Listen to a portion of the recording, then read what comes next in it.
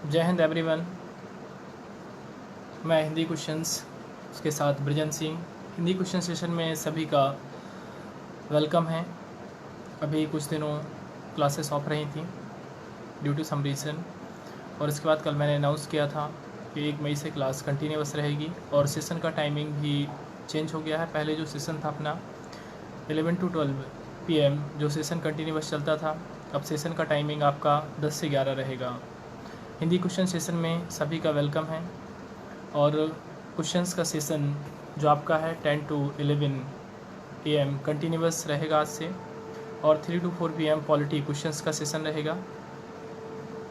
जैसा कि कल मैंने अनाउंस किया था कि आज का जो टॉपिक रहेगा आपका काव्य। काव्य से रिलेटेड टॉपिक पर क्वेश्चंस करेंगे। जी शिवानी जी जय हिंद बेटा, सोनल जी जय हिंद, शिवांगी सिंह जी जय हिंद, धर्मलाल इनवाती जी जय हिंद, प्राची जी जय हिंद, कौशल सिंह जी जय हिंद। जी कौशल जी थैंक्स। जी सुरभि तिवारी जी जय हिंद। कल मैंने अनाउंस कर दिया था क्लासेस के लिए कि 1 मई से क्लासेस, 1 मई से क्लासेस कंटिन्यूस रहेगी। सभी लोग सेशन को अटेंड करें। आज का जो टॉपिक भी मैंने कल अनाउंस कर दिया था, काव्य। और काव्य से रिलेटेड सारी चीज़ें, काव्य का जो टॉपिक है आपका, काव्य में प्रबंध काव्य, महाकाव्य, खंड काव्य, चंपू काव्य, मुक्तक काव्य, ये सारी चीज़ें मैंने ग्रुप में पोस्ट की थी।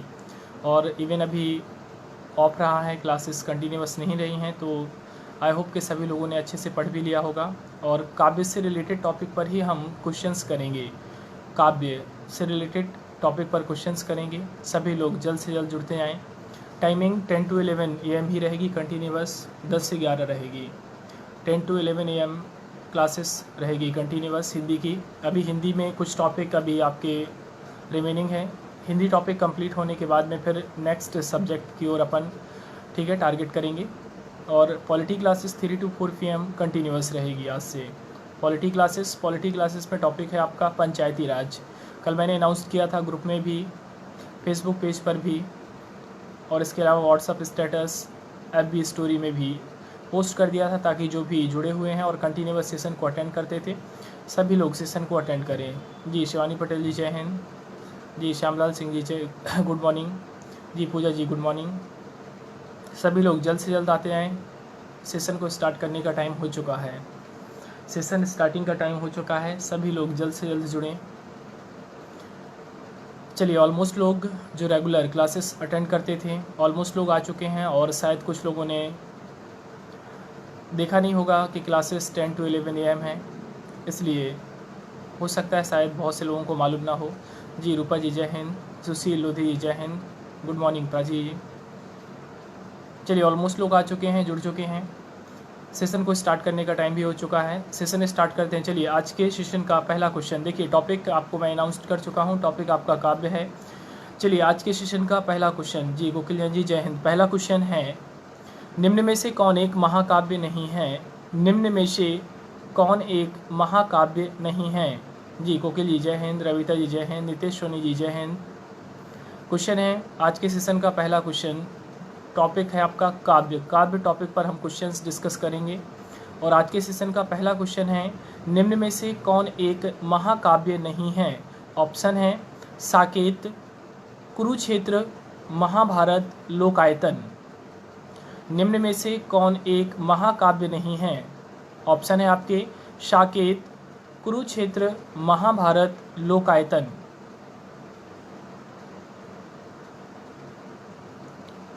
जो भी सेशन को अटेंड कर रहे हैं वीडियो को शेयर कर दें, ताकि बहुत से लोगों को जानकारी मिल जाए जिनको मालूम नहीं है।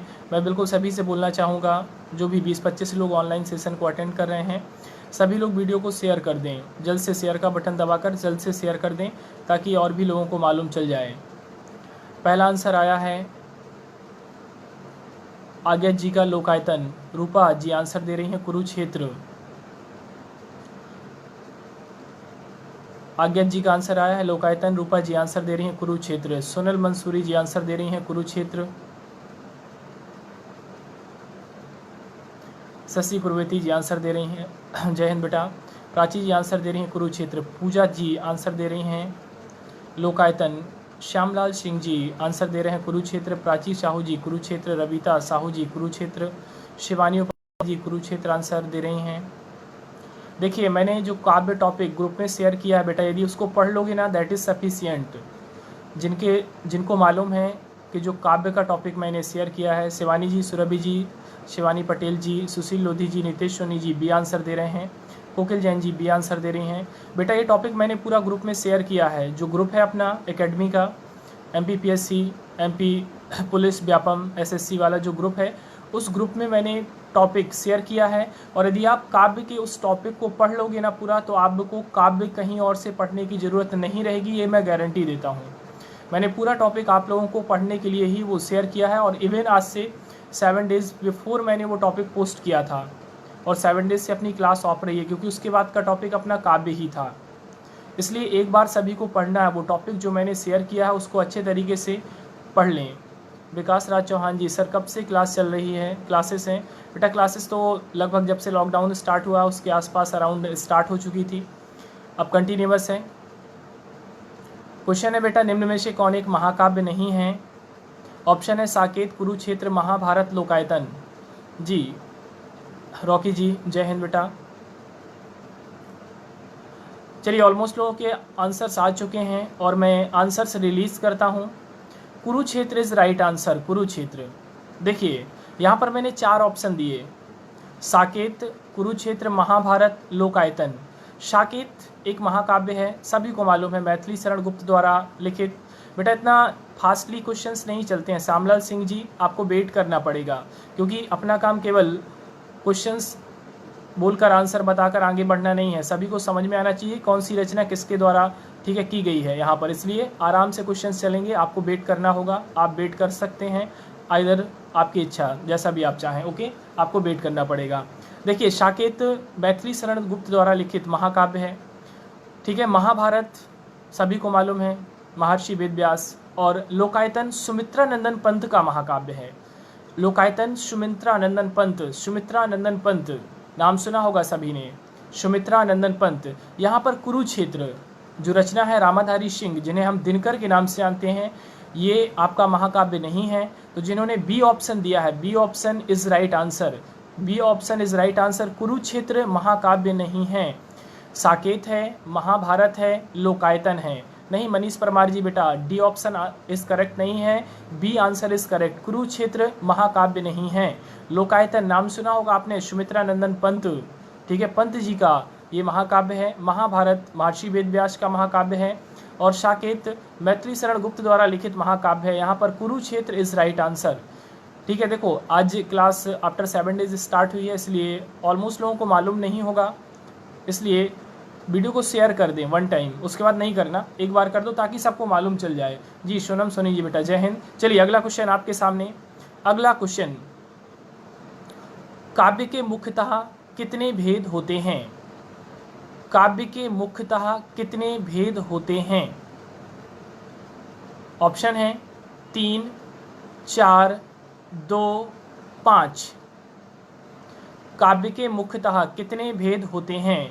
3, 4, 2, 5। काव्य के मुख्यतः कितने भेद होते हैं? 3, 4, 2, 5। प्राची जी का आंसर आ चुका है 2। जी निधि रघुवंशी जी बेटा जय हिंद। खुशबू जी का आंसर आ रहा है 2। शिवानी उपाध्याय जी आंसर दे रही हैं 2। प्राची रघुवंशी जी 2 आंसर दे रही हैं। खुशबू जी 2। आज्ञा जी 2 आंसर दे रहे हैं। शशि कुरवेती जी 2 आंसर दे रही हैं। सुरभि तिवारी जी 2 आंसर दे रही हैं। सोनल मंसूरी जी 2 आंसर दे रही हैं। जी Thakur Pradeep Singh ji good morning, good morning. Jitendra Patel ji 2। Sonam Soni ji 2। Rupa ji 2। दृश्य काव्य श्रव्य काव्य। Shivani ji 2 answer. Pooja ji 2 answer. Nitesh ji 2 answer. Prachi Sahu ji 2 answer. Shyamlal Singh ji 2 answer. Himanshu ji 2। Ravita Sahu ji 2। सुशील लोधी जी 2। निधि रघुवंशी जी 2। चलिए तो ऑलमोस्ट लोगों के आंसर्स आ चुके हैं। 2 इज राइट आंसर, 2। दृश्य काव्य और श्रव्य काव्य बिल्कुल सही। ये काव्य के मुख्यतः 2 भेद हैं, एक आपका दृश्य काव्य है और एक आपका श्रव्य काव्य है। जी शिवांगी सिंह जी, मनीष परमार जी, बिल्कुल राइट आंसर। 2 काव्य के मुख्यतः 2 भेद होते हैं, दृश्य काव्य एवं श्रव्य काव्य। हम आगे की भी बात करें और भी आगे की बात करें तो 2 भेद हैं, विधा, जो काव्य की विधा है, गद्य काव्य और पद्य काव्य। और भी हम आगे की बात करें तो प्रबंध काव्य और मुक्तक काव्य, ये भी आपका आता है। प्रबंध काव्य भी है और मुक्तक काव्य भी है, तो 2 भेद हैं बेटा, सब ये उनके अंतर्गत आते हैं। चंपू काव्य है आपका, ये सब उसके अंतर्गत आता है। तो यहाँ पर काव्य के मुख्यतः 2 भेद होते हैं, काव्य के मुख्यतः 2 भेद हैं, एक आपका दृश्य काव्य है या श्रव्य काव्य है। ठीक है, तो यहाँ पर जिन्होंने 2 आंसर दिया है बिल्कुल राइट आंसर है, 2 इज राइट आंसर। काव्य के मुख्यतः 2 भेद होते हैं। चलिए अगला क्वेश्चन आपके सामने। अगला क्वेश्चन है शब्दार्थों सहित काव्यम, शब्दार्थों सहित काव्यम। जी दिव्यांशी जी जय हिंद बेटा। अगला क्वेश्चन है शब्दार्थों सहित काव्यम किसकी परिभाषा है?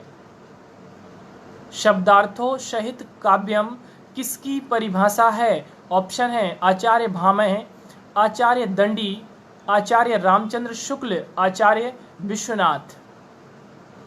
शब्दार्थों सहित काव्यम किसकी परिभाषा है? आचार्य दंडी, आचार्य भामह, आचार्य दंडी, आचार्य शुक्ल, आचार्य विश्वनाथ।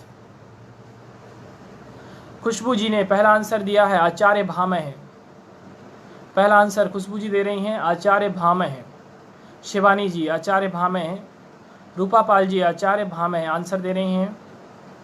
सोनम सोनी जी भामह, जितेंद्र पटेल जी भामह, प्राची रघुवंशी जी आचार्य भामह, सुरभि तिवारी जी आचार्य भामह, सोनल मंसूरी जी आचार्य भामह आंसर दे रही हैं।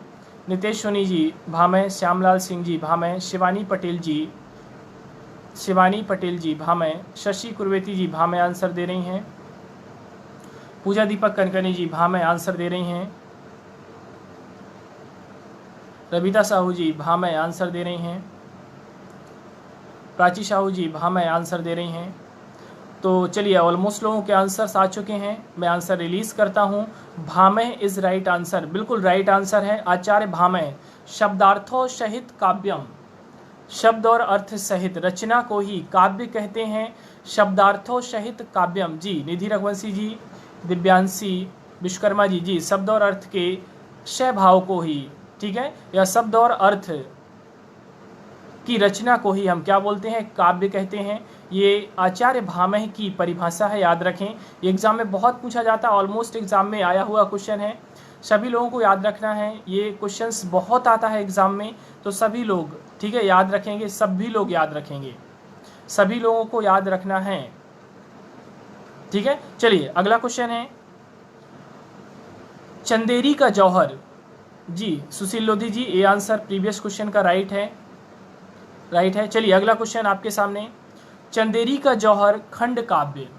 चंदेरी का जौहर, चंदेरी नाम सुना होगा, अशोकनगर चंदेरी, मेदिनी राय का वहाँ पर शासन था। मेदिनी राय, जिस समय बाबर ने आक्रमण किया था, बाबर के भारत पर 4 आक्रमण सभी लोग जानते हैं। पानी पीकर, खाना खाकर, चंदेरी चली, घाघरा पहनकर। बाबर के भारत पर 4 आक्रमण बहुत फेमस हैं। पानी पीकर, खाना खाकर, ये ट्रिक है एक छोटी सी, पानी पीकर, खाना खाकर, चंदेरी चली, घाघरा पहनकर। पानी पीकर यानी पानीपत, खाना खाकर यानी कि खानवा, इसके बाद चंदेरी चली, चंदेरी और घाघरा मतलब घाघरा। ये 4 युद्ध बाबर के। 1526 में पानीपत वर्सेस इब्राहिम लोदी को पराजित किया। 1527 आगे बढ़े हम, खानवा, यहाँ पर राणा सांगा को पराजित किया बाबर ने। फिर इसके बाद चंदेरी, यहाँ पर मेदिनी राय को पराजित किया 1528 ईस्वी में।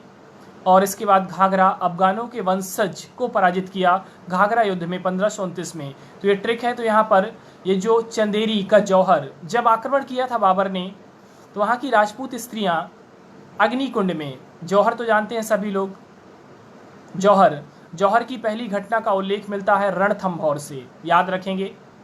चित्तौड़ से दूसरा जौहर मिलता है, चित्तौड़ दूसरा जौहर है, अलाउद्दीन खिलजी के टाइम की बात है। अलाउद्दीन सभी लोग जानते हैं अलाउद्दीन खिलजी का नाम।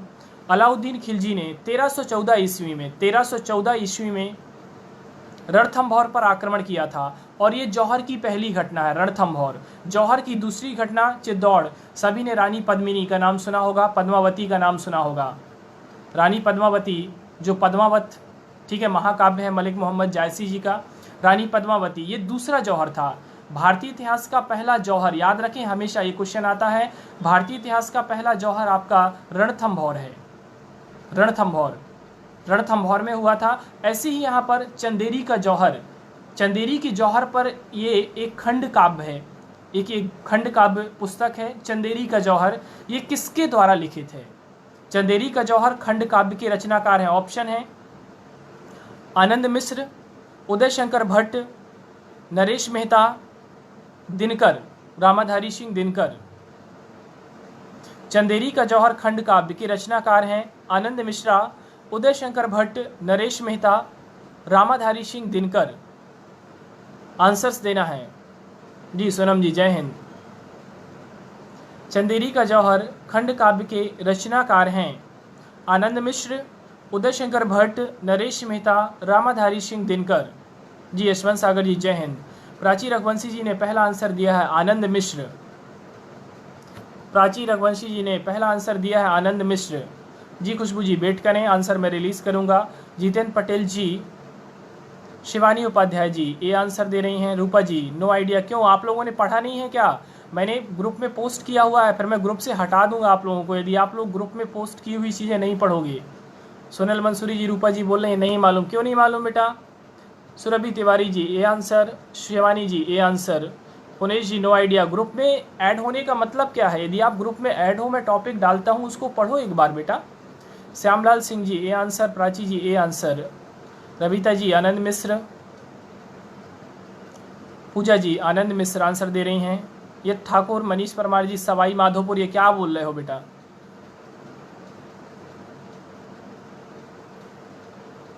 पढ़ते हैं बेटा तो उसमें दिया हुआ है, याद होना चाहिए ना। 7 दिन से क्लास नहीं थी, कम से कम 7 दिन से वो टॉपिक पेंडिंग पड़ा है, आप लोग पढ़ तो लेते एटलीस्ट। निधि रघुवंशी जी आनंद मिश्र आंसर दे रही हैं। चंदेरी का जौहर, देखो मैंने आपको जौहर से रिलेटेड एक बात बताई। जौहर से रिलेटेड मैंने आपको बाबर के 4 आक्रमण भी बता दिए। पानी पीकर, खाना खाकर, चंदेरी चली घाघरा पहनकर, 1526, 27, 28 और 29। चंदेरी का जौहर, जौहर जब राजपूत राजा युद्ध करने जाते हैं तो उनकी स्त्रियां, ठीक है, एक अग्निकुंड होता है उसके चारों ओर चक्कर लगाती हैं और यदि उनको पता चलता है कि उनका पति युद्ध में, ठीक है, मारा गया, वीर गति को प्राप्त हुआ, तो वो कुएं में कूदकर अपने प्राणों की आहुति दे देती हैं। यही जौहर है।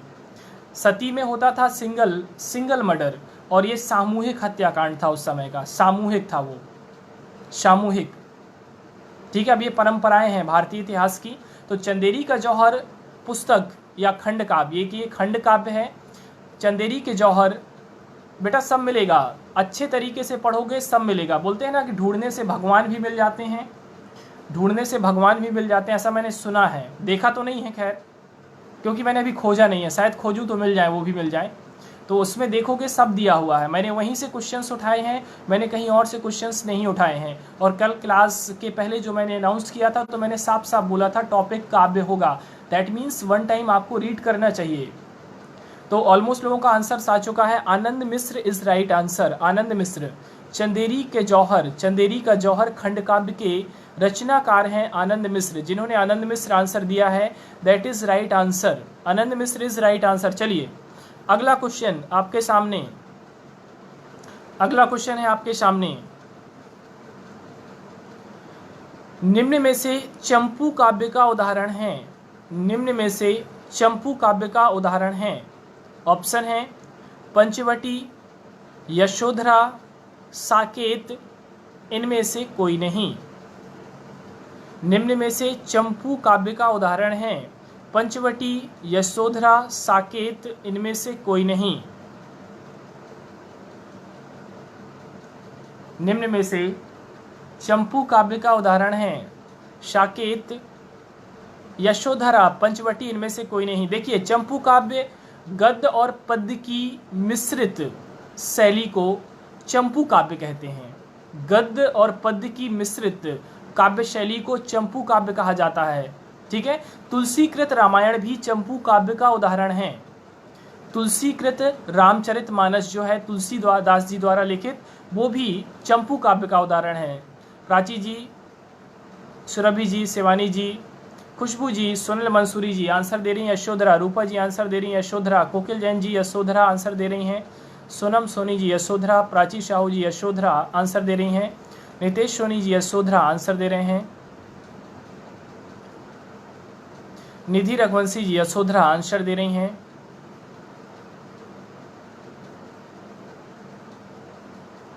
पूजा जी यशोधरा आंसर दे रही हैं।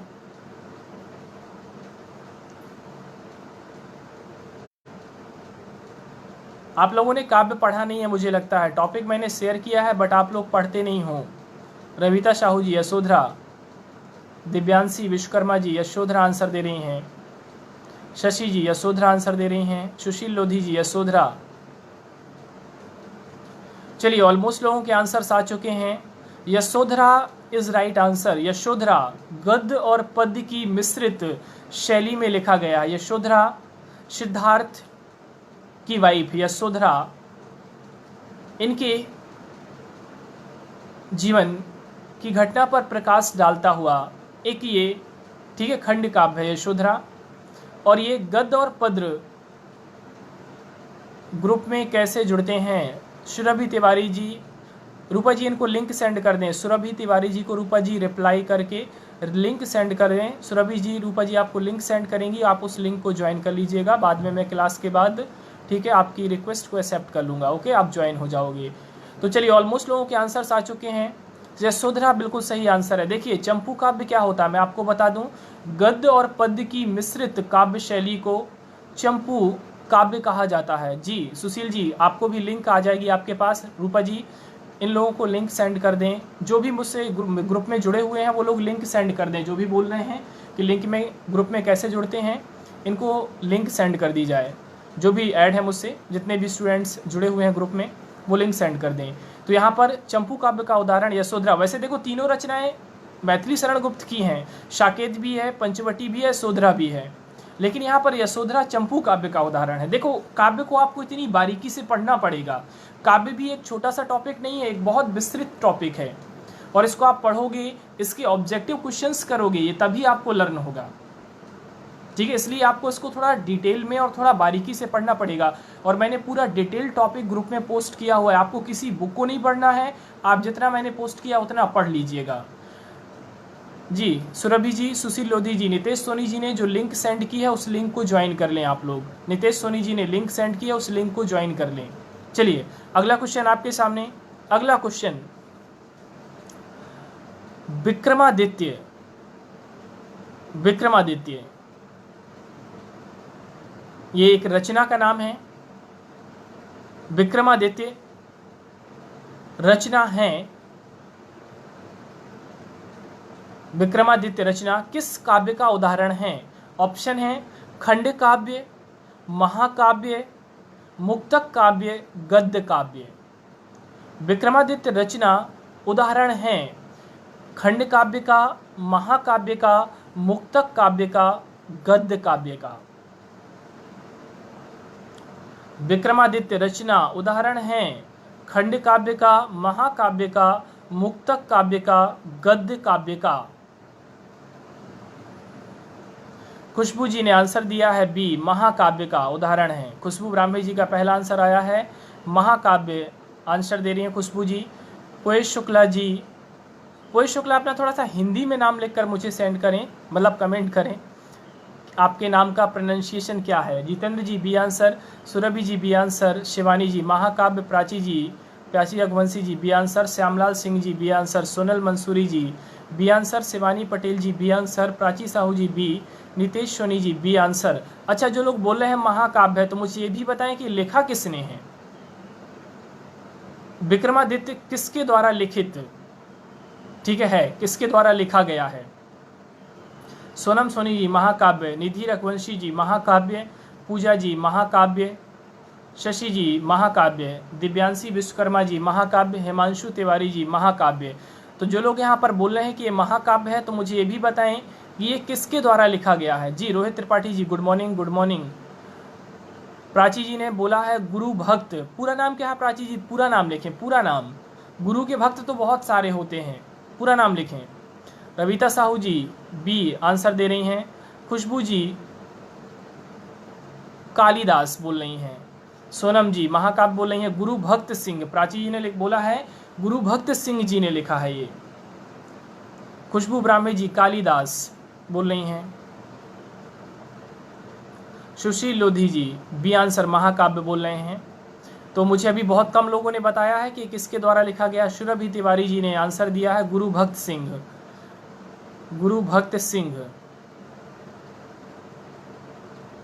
तो चलिए ऑलमोस्ट लोगों के आंसर्स आ चुके हैं। विक्रमादित्य, ठीक है, महाकाव्य का उदाहरण है। विक्रमादित्य महाकाव्य है और ये गुरु भक्त सिंह जी के द्वारा लिखा गया महाकाव्य है। विक्रमादित्य महाकाव्य के रचनाकार हैं गुरु भक्त सिंह जी। प्राची जी बिल्कुल राइट आंसर आपका। सुरभि जी बिल्कुल राइट आंसर। गुरु भक्त सिंह द्वारा लिखित महाकाव्य है विक्रमादित्य। अब देखिए महाकाव्य दो चार नहीं कि आप दो चार पढ़ लोगे तो समझ रहे हो कि बन जाएगा। कम से कम जो इम्पोर्टेंट है वो आपको महाकाव्य पढ़ना ही पड़ेगा। जी दिव्यांशी जी मैंने आंसर दे दिया है, आंसर दे दिया है। विक्रमादित्य एक महाकाव्य है जो कि गुरु भक्त सिंह जी द्वारा लिखा गया था। गुरु भक्त सिंह के द्वारा लिखा गया था। ठीक है, चलिए अगला क्वेश्चन आपके सामने। अगला क्वेश्चन है आपके सामने, निम्न में से कौन एक खंड काव्य नहीं है। निम्न में से कौन एक खंड काव्य नहीं है। जी प्रीवियस क्वेश्चन का आंसर गुरु भक्त सिंह, बिल्कुल सही आंसर है रविता जी। अगला क्वेश्चन है निम्न में से कौन एक महाकाव्य नहीं है। ऑप्शन है भोजराज, बी ऑप्शन है मौर्य विजय, सी ऑप्शन है जानकी मंगल और डी ऑप्शन है रघुवंशम। निम्न में से कौन एक खंड काव्य नहीं है। ऑप्शन है भोजराज, मौर्य विजय, जानकी मंगल, रघुवंशम। जी रागनी रेकवार जी गुड मॉर्निंग बेटा।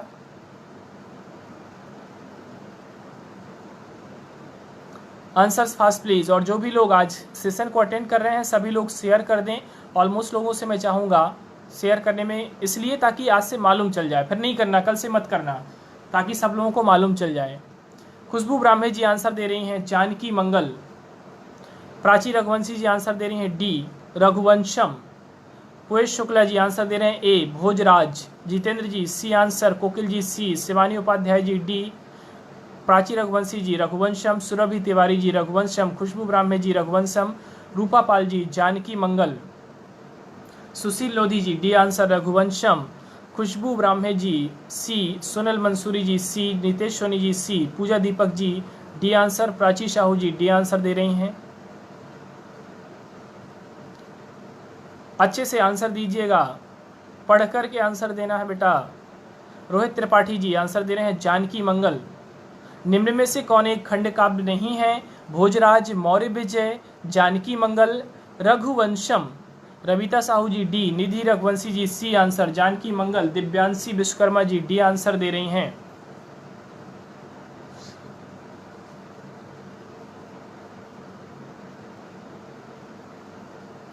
सोनम विश्वकर्मा जी रघुवंशम। हिमांशु तिवारी जी जानकी मंगल। रागनी रेकवार जी रघुवंशम। रूपा जी रघुवंशम आंसर देने। चलिए ऑलमोस्ट लोगों के आंसर आ चुके हैं, मैं आंसर रिलीज करता हूँ। Raghuvamsham is right answer. Raghuvamsham खंड काव्य नहीं है, ये कालिदास द्वारा लिखित महाकाव्य का उदाहरण है। भोजराज डॉक्टर रुशाल द्वारा लिखित एक खंड काव्य है। मौर्य विजय सियाराम शरण गुप्त द्वारा लिखित खंड काव्य है। जानकी मंगल तुलसीदास द्वारा लिखित खंड काव्य है। लेकिन रघुवंशम कालिदास द्वारा लिखित एक महाकाव्य का उदाहरण है। सुन लीजिए, भोजराज डॉक्टर रुशाल द्वारा लिखित खंड काव्य है। डॉक्टर रुशाल। मौर्य विजय डॉक्टर सियाराम शरण गुप्त द्वारा लिखित खंड काव्य है। जानकी मंगल तुलसीदास द्वारा लिखित खंड काव्य है। लेकिन रघुवंशम कालिदास द्वारा लिखित एक महाकाव्य है। कालिदास की रचनाएं देखो, रचनाओं के अंत में माँ आ जाए, याद रखना, ट्रिक बता रहा हूं। माँ बताऊं कैसे? मालविकाग्नि मित्रम मित्रम विक्रमो वर्षियम कुमार शंभवम ऋतु संहारम रघुवंशम, सब में देखो माँ आ रहा है। जिन रचनाओं के ऑलमोस्ट अंत में माँ आ जाए और माँ में नीचे क्या लगी हो? हलंत लगी हो, समझ लेना ये किसकी रचनाएं हैं? कालिदास की रचनाएं हैं। कालिदास के बारे में जानते हो ना? कालिदास निरा मूर्ख, ठीक है, और हठीले प्रवृत्ति के प्राणी थे, इंसान थे ये। एक बार ये जिस डाल में खड़े थे उसी डाल को कुल्हाड़ी से काट रहे थे, नीचे गिरे, इनकी जीभ कट गई और इन्होंने इतनी बड़ी बड़ी रचनाएं कर दी। रघुवंशम, ठीक है। कालिदास की रचनाओं के अंत में माँ, रघुवंशम, मालविकाग्नि मित्रम, कुमार शंभवम, मेघदूतम, ऋतु संहारम, विक्रमो वर्षियम, ये सब कालिदास जी की रचनाएं हैं, ठीक है। तो कालिदास द्वारा लिखित रघुवंशम एक महाकाव्य है, बाकी सब आपके खंड काव्य हैं। चलिए अगला क्वेश्चन आपके सामने, मुक्तक काव्य का उदाहरण है। मुक्तक काव्य, अब देखिए, जैसे मैंने आपको चंपू काव्य बताया, चंपू काव्य मतलब गद्य और पद्य की मिश्रित काव्य शैली चंपू काव्य शैली है। तुलसीकृत रामचरितमानस, मैथिली शरण गुप्त द्वारा लिखित यशोधरा, ये चंपू काव्य के उदाहरण हैं। अब मैं क्वेश्चन करने जा रहा हूं आपसे मुक्तक काव्य। मुक्तक काव्य का उदाहरण है, ऑप्शन है कबीर के दोहे, मीरा के पद, रहीम के दोहे, उपरोक्त सभी। अब देखो, मुक्तक काव्य रचना सुन ले पहले।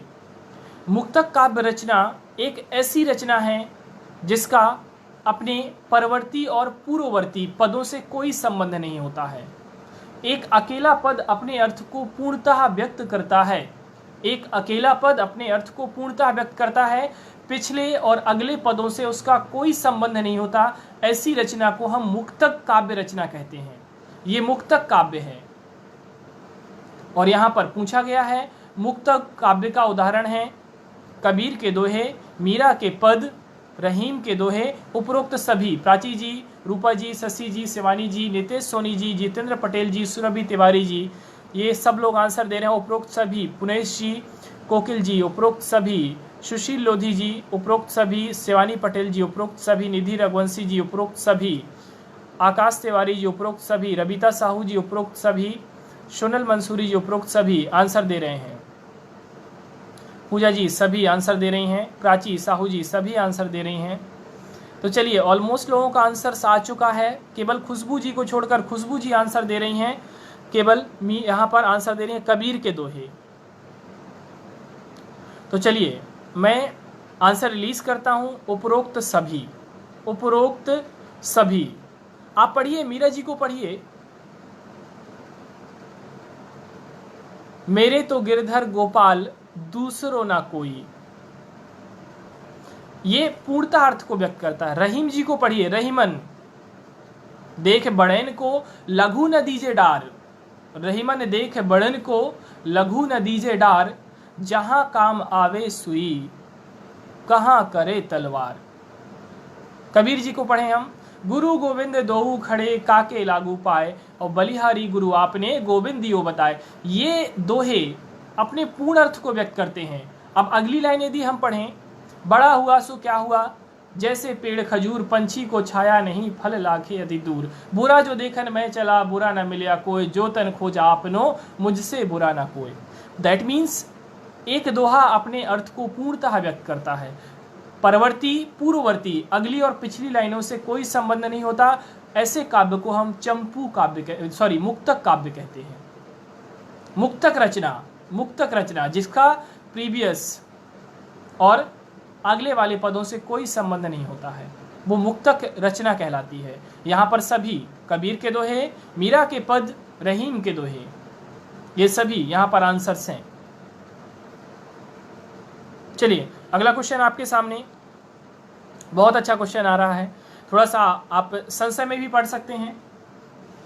द्विवेदी युग में रचित खंड काव्य है। अब देखो क्वेश्चन बहुत अच्छा है। आपको पता है हिंदी साहित्य का विभाजन आदिकाल, पूर्व मध्यकाल भक्ति काल, उत्तर मध्यकाल यानी कि रीति काल, और चौथा आपका आधुनिक काल। आधुनिक काल में भारतेंदु युग, द्विवेदी युग, छायावाद, प्रगतिवाद, प्रयोगवाद और नई कविता, ये सब विभाजन है। तो मैं यहाँ पर पूछ रहा हूँ क्वेश्चन कि द्विवेदी युग में केवल और केवल, मैं खंड काव्य पूरे में से नहीं पूछ रहा हूँ, मैं सिर्फ इतना पूछ रहा हूँ, द्विवेदी युग में रचित खंड काव्य है। ऑप्शन है भंवर गीत, संदेश राशक, नल दमयंती, और डी ऑप्शन है ग्रंथी। द्विवेदी युग में रचित खंड काव्य है भंवर गीत, संदेश राशक, नल दमयंती, ग्रंथी।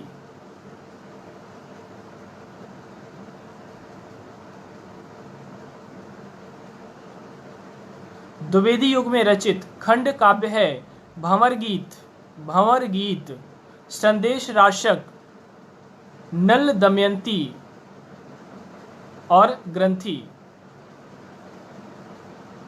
प्राची रघुवंशी जी ने आंसर दिया है नल दमयंती, सुरभि तिवारी जी नल दमयंती, शिवानी उपाध्याय जी नल दमयंती, जितेंद्र पटेल जी नल दमयंती, खुशबू जी भंवर गीत आंसर दे रही हैं, कोकिल जी नल दमयंती, पुनीश शुक्ला जी नल दमयंती, शिवानी पटेल जी नल दमयंती, रविता साहू जी नल दमयंती, खुशबू ब्राह्मे जी नल दमयंती, प्राची साहू जी नल दमयंती, निधि रघुवंशी जी नल दमयंती, आकाश तिवारी जी नल दमयंती। तो ये भी बताएं मुझे, आप जो ये आंसर दे रहे हैं किसके द्वारा लिखा गया है, मुझे नाम भी बताएं रचनाकार का। पूजा दीपक जी डी आंसर दे रही हैं, ग्रंथी। रूपा जी नल दमयंती, दिव्यांशी जी डी आंसर दे रही हैं, ग्रंथी।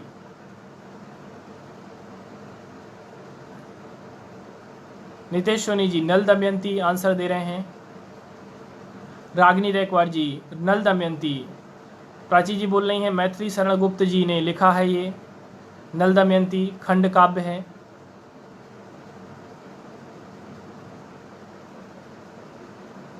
शशि जी नल दमयंती आंसर दे रही हैं। तो चलिए ऑलमोस्ट लोगों के आंसर्स आ चुके हैं, मैं आंसर्स रिलीज करता हूं। नल दमयंती इज राइट आंसर जी। सुरभि जी, रूपा जी, प्राची रघुवंशी जी, मैथिली शरण गुप्त द्वारा लिखित नल दमयंती, ये आपका द्विवेदी युग में लिखा गया खंड काव्य है। ऐसे भी क्वेश्चंस आते हैं एग्जाम में, छायावाद में लिखा गया। नो बेटा कोई डाउट नहीं है, नल दमयंती द्विवेदी युग में लिखा गया। प्राची बेटा कोई डाउट नहीं है, नल दमयंती द्विवेदी युग में,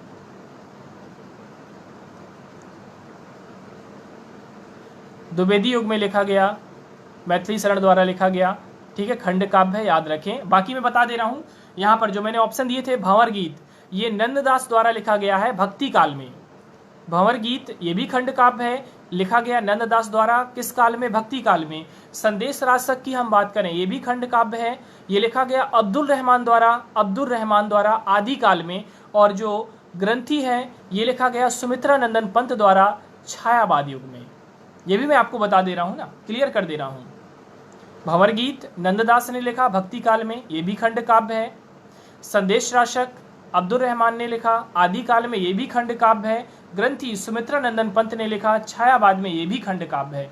चारों खंड काव्य हैं, लेकिन द्विवेदी युग में लिखा गया इनमें से द्विवेदी युग में लिखा गया खंड काव्य नल दमयंती है, जिसे लिखा था मैथिली शरण गुप्त जी ने। तो जिन्होंने मैथिली शरण गुप्त और नल दमयंती आंसर दिया, बिल्कुल राइट आंसर है। चलिए अगला क्वेश्चन, निम्न में से कौन एक महाकाव्य का उदाहरण है? निम्न में से कौन एक महाकाव्य का उदाहरण है? जी, प्रीवियस का आंसर अबिता जी, पुनेश जी सही है बिल्कुल। अगला क्वेश्चन है, निम्न में से कौन एक महाकाव्य का उदाहरण है? ऑप्शन है कृष्णायन, कृष्णायन, पथिक, कंसवध, इनमें से कोई नहीं। कृष्णायन, पथिक, पथिक, पथिक, राहगीर, पथिक, कंसवध और डी ऑप्शन है इनमें से कोई नहीं।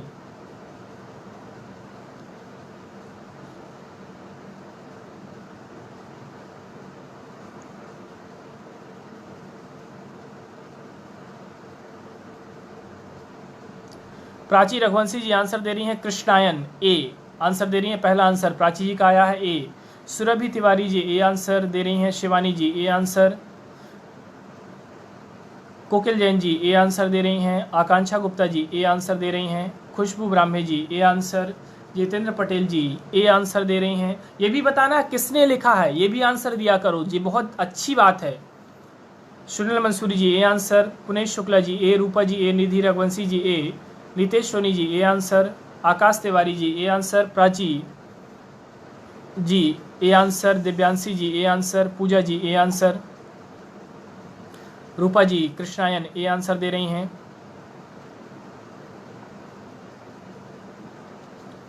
रागनी Rekwar ji A answer. Himanshu Tiwari ji A answer. Prachi ji बोल रही हैं द्वारका प्रसाद मिश्र ने लिखा है कृष्णायन। आकाश तिवारी जी कृष्णायन आंसर दे रहे हैं। आकाश तिवारी जी द्वारका प्रसाद मिश्र बोल रहे हैं। खुशबू जी द्वारका प्रसाद मिश्र बोल रही हैं। जितेंद्र पटेल जी द्वारका प्रसाद मिश्र। कृष्णायन द्वारका प्रसाद मिश्र। रविता जी, शिवानी जी द्वारका प्रसाद मिश्र आंसर दे रही हैं।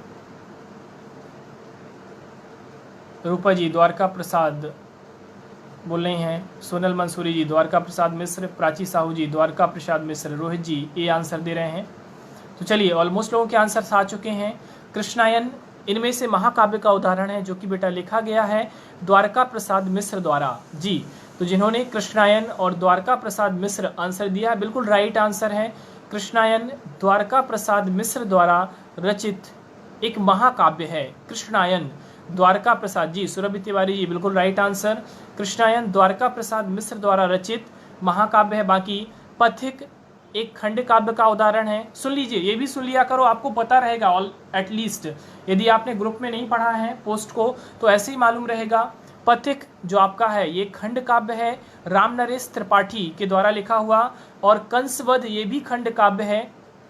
कंसवध ये भी खंड काव्य है जो कि आपका लिखा गया है श्यामलाल पाठक जी के द्वारा। श्यामलाल पाठक जी द्वारा लिखा गया खंड काव्य है कंसवध। श्यामलाल पाठक खंड काव्य, ठीक है। पथिक राम नरेश त्रिपाठी ये भी खंड काव्य। लेकिन यहाँ पर इन ऑप्शंस में से कृष्णायन द्वारका प्रसाद मिश्र द्वारा लिखित एक महाकाव्य का उदाहरण है।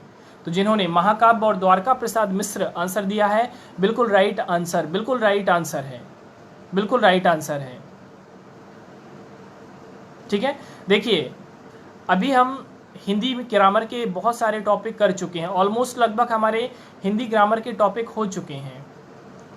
कुछ एक टॉपिक हैं अपने जो कि अभी नहीं हुए हैं, ठीक है। तो जैसे कि कल अपना जो टॉपिक रहेगा परिभाषिक शब्दावली वाला रहेगा। परिभाषिक शब्दावली मतलब समझ रहे हैं ना, हिंदी और अंग्रेजी के शब्द। जैसे आता है सुपरवाइजर का परिभाषिक हिंदी शब्द क्या है, सुपरवाइजर का परिभाषिक हिंदी शब्द क्या है, समझ रहे हैं ना। तो परिभाषिक शब्दावली रहेगी हिंदी टू इंग्लिश में भी और इंग्लिश टू हिंदी में भी। मैं कोई ऐसे हिंदी के हिंदी शब्द के लिए अंग्रेजी में परिभाषिक शब्द क्या है, तो कल आपका जो टॉपिक रहेगा परिभाषिक शब्दावली, हिंदी टू इंग्लिश और इंग्लिश टू हिंदी, इस टॉपिक पर क्वेश्चंस होंगे। आज अपने काव्य टॉपिक पर क्वेश्चंस चल रहे हैं, अभी टाइम है अपने पास, और भी क्वेश्चंस होंगे। और काव्य का जो टॉपिक मैंने ग्रुप में शेयर किया है, ठीक है, ग्रुप में जो पोस्ट किया है मैंने, उसको बेटा पढ़ें सभी लोग। आपको कहीं और से किसी बुक से पढ़ना नहीं पड़ेगा, उतना पढ़ लें और उसका नोट्स बना लें, ठीक है। और कभी भी आंसर्स दें, बुक, ठीक है, गूगल, ये सब चीज़ों का यूज़ ना करें। क्योंकि देखो गलतियों से हम सीखते हैं। यदि हम गलती नहीं करेंगे तो ज़िंदगी में नहीं सीख पाएंगे, याद रखना। गलतियां ही हमें सिखाती हैं और आगे बढ़ने के लिए, ठीक है, रास्ता तैयार करती हैं। गलतियों से ही हम सबक लेते हैं,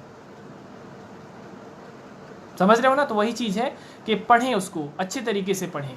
कल का टॉपिक रहेगा परिभाषिक शब्दावली, कंटिन्यूअस क्लास रहेगी। हिंदी के जितने टॉपिक, कुछ एक टॉपिक जो बचे हुए हैं बेटा कोकिल जी, ठीक है, MCQ चल रहा है, यहाँ भी मैं क्वेश्चन ही कर रहा हूँ। MCQ हिंदी में चल रहा है, पर डे में डालता हूँ, फिर भी आप लोग बोलते हो आपने कितने कुछ के आंसर दिए, आप मुझे बताइए। आप पहले मुझे इस क्वेश्चन का आंसर दें कोकिल जैन जी कि आपने कितने कुछ के आंसर दिए। कुछ 1 महीने से लगभग चल रही है और एवरीडे कुछ जाती है। आपने कितने कुछ के आंसर दिए।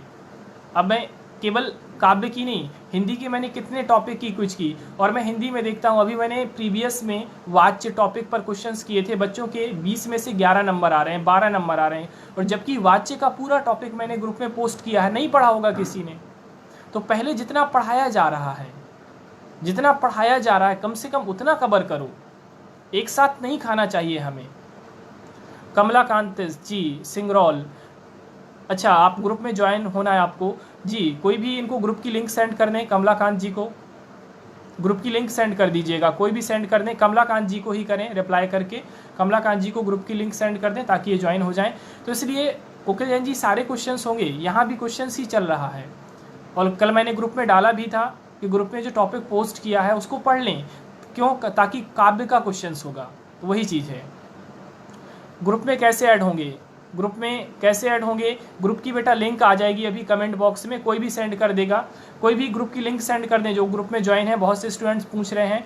नितेश सोनी जी ने ग्रुप की लिंक सेंड की है, कमलाकांत जी, और कौन पूछ रहा था, जितेंद्र पटेल जी, नितेश सोनी जी ने लिंक सेंड की है। इस लिंक को फॉलो कर लें, लिंक को ज्वाइन कर लें। चलिए अगला क्वेश्चन है आपके सामने। अगला क्वेश्चन राजकुमार वर्मा द्वारा लिखित महाकाव्य है। अगला क्वेश्चन है राजकुमार, बेटा व्हाट्सअप नहीं है, FB ग्रुप है, और जस्ट आपके कमेंट के ऊपर नितेश सोनी जी ने लिंक सेंड की है, उस लिंक को ज्वाइन करें, लिंक को फॉलो करें। अगला क्वेश्चन है राजकुमार वर्मा द्वारा लिखित महाकाव्य है। ऑप्शन है उर्मिला, पार्वती, एकलव्य, सिद्धार्थ। राजकुमार वर्मा द्वारा लिखित महाकाव्य है। ऑप्शन है उर्मिला, पार्वती, एकलव्य, सिद्धार्थ। राजकुमार वर्मा द्वारा लिखित महाकाव्य है उर्मिला, पार्वती, एकलव्य, सिद्धार्थ।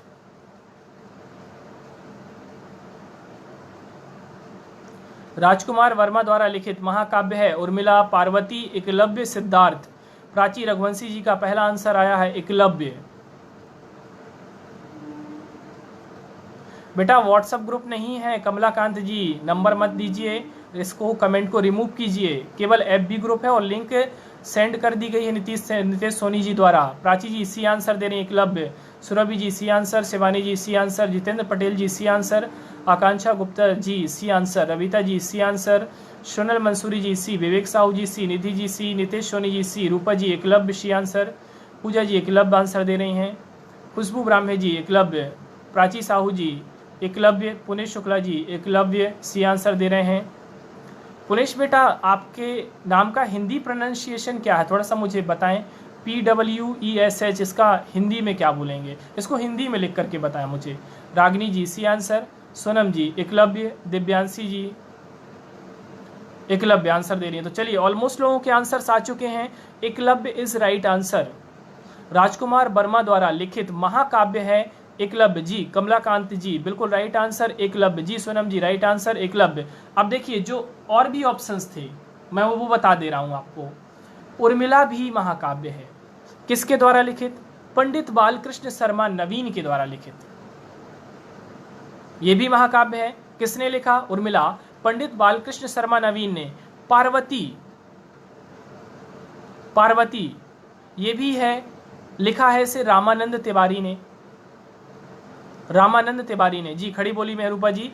और सिद्धार्थ ये भी महाकाव्य है, सिद्धार्थ गौतम बुद्ध से रिलेटेड, इसे लिखा है अनूप शर्मा ने। सारे महाकाव्य हैं, चारों हैं, लेकिन यहाँ पर क्वेश्चन था आपका कि राजकुमार वर्मा द्वारा लिखित महाकाव्य, तो आपका एकलव्य जी सत्या गुर्जर जी बिल्कुल राइट आंसर। सत्य गुर्जर जी, सत्या या सत्य गुर्जर जी बिल्कुल राइट आंसर। एकलव्य, ठीक है, राजकुमार वर्मा द्वारा लिखित बिल्कुल सही आंसर महाकाव्य है, याद रखें। उर्मिला पंडित बालकृष्ण शर्मा नवीन, पार्वती रामानंद तिवारी, सिद्धार्थ अनूप शर्मा। चलिए अगला क्वेश्चन आपके सामने। अगला क्वेश्चन, रामचंद्रिका महाकाव्य के लेखक हैं। रामचंद्रिका महाकाव्य के लेखक हैं। रामचंद्रिका महाकाव्य के लेखक हैं। ऑप्शन है अशोक घोष, केशवदास, ओके बाद में कर देना पीयूष जी। ऑप्शन है अशोक घोष, केशवदास, रामाधारी सिंह दिनकर, सुमित्रा नंदन पंत। रामचंद्रिका महाकाव्य के लेखक हैं अशोक घोष, केशवदास, रामाधारी सिंह दिनकर, सुमित्रा नंदन पंत। सोनल मंसूरी जी का पहला आंसर आया है केशवदास। सिद्धार्थ महाकाव्य लिखा है बेटा अनूप शर्मा ने। सुरभि तिवारी जी, अनूप शर्मा जी ने सिद्धार्थ महाकाव्य लिखा है। जितेंद्र जी केशवदास, शिवानी जी केशवदास, खुशबू जी केशवदास, प्राची रघुवंशी जी केशवदास, खुशबू जी केशवदास, सोनल मंसूरी जी केशवदास, पुष्प शुक्ला जी केशवदास, नितेश सोनी जी केशवदास, विवेक जी केशवदास, प्राची रघुवंशी जी, निधि रघुवंशी जी, आकांक्षा गुप्ता जी केशवदास, रूपा जी केशवदास, कोकिल जैन जी केशवदास।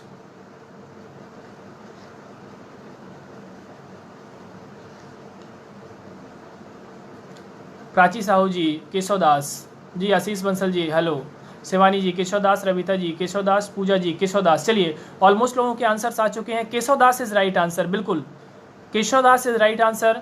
रामचंद्रिका केशवदास द्वारा लिखित महाकाव्य है जी। Kamlakant ji, Divyanshi ji, Sonam Vishwakarma ji, Surabhi Tiwari ji, Keshavdas is right answer.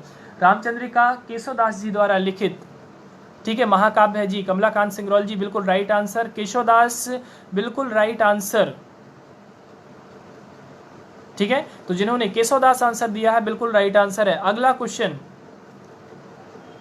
अगला क्वेश्चन, काव्य रचना के जी रामचंद्रिका, रसिक प्रिया, कवि प्रिया, ये सब केशवदास जी की रचनाएं हैं। अगला क्वेश्चन, काव्य रचना के सहायक तत्व हैं। काव्य रचना के सहायक तत्व हैं। ऑप्शन है भाव, कला, भाव पक्ष, कला पक्ष, आत्म पक्ष, और डी ऑप्शन है उपरोक्त सभी। काव्य रचना के सहायक तत्व हैं भाव पक्ष, कला पक्ष, आत्म पक्ष, उपरोक्त सभी। जी सर, जी सर, गुड मॉर्निंग। हाँ सर जी, चश्मा थोड़ा सा यूज़ करना पड़ रहा है क्योंकि मोबाइल के सामने ज़्यादा, ठीक है, कंटिन्यूअस कंसंट्रेट करने पर आइस पेन और हेडेक होता है, इसलिए अभी क्लास भी ऑफ रही 7 डेज़, इसलिए थोड़ा चश्मा यूज़ करना पड़ा है।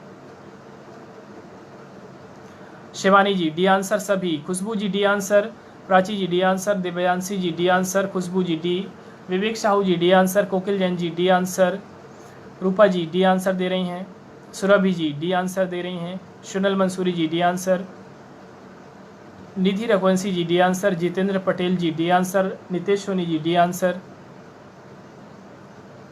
पुष्प शुक्ला जी डी, शिवानी पटेल जी डी। अच्छा बिमल सर जी, अच्छा समझ गए। जी सर, जी सर, आपकी क्लास है सर 11 बजे से ज्योग्राफी, बिमल सर की क्लास 11 बजे से है ज्योग्राफी की आज से। आकांक्षा जी ऑल, रविता जी डी, पूजा जी, प्राची जी, सोनम जी, कमलाकांत जी, सौरभ तिवारी जी, बिल्कुल सही आंसर सभी का। D option is right answer. देखिए काव्य रचना के सहायक तत्वों में भाव पक्ष, कला पक्ष और आत्म पक्ष को प्रमुख रूप से माना गया है। तो यहाँ पर काव्य रचना के 3 सहायक तत्व होते हैं, भाव पक्ष, कला पक्ष और आत्म पक्ष, याद रखिएगा। अगला क्वेश्चन, भारतीय काव्य शास्त्र के अनुसार, जी प्रीवियस क्वेश्चन का आंसर शशि राइट है, डी आंसर इज राइट है। अगला क्वेश्चन, भारतीय काव्य शास्त्र के अनुसार बेटा आत्मचिंतन, आत्म पक्ष में आत्मचिंतन जो हम, ठीक है, लिखते समय या उसके पहले एक बिंब, ठीक है, बनाते हैं, एक चित्र बनाते हैं, आत्म पक्ष अपना पक्ष है। अगला क्वेश्चन है, भारतीय काव्य शास्त्र के अनुसार काव्य के तत्व हैं 5, 3, 4, 6।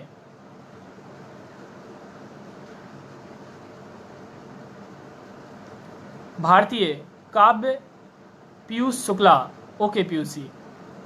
भारतीय काव्य शास्त्र के अनुसार काव्य के तत्व हैं, तत्व एलिमेंट्स हैं 5, 3, 4, 6।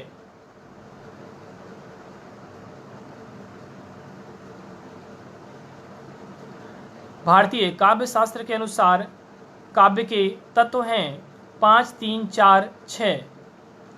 खुशबू जी 3, प्राची जी 3, शिवानी जी 3, जितेंद्र पटेल जी 3, सोनल मंसूरी जी 3, पीयूष जी सी आंसर दे रहे हैं 4, विवेक जी 3, आकांक्षा गुप्ता जी 3, रूपा जी 3, रविता जी 3, सुरभि तिवारी जी नहीं पता, ओके बेटा वेट करें, मैं आंसर रिलीज करूंगा। शिवानी जी 3। गलत आंसर क्यों दे रहे हो? आप लोगों ने पढ़ा नहीं है क्या?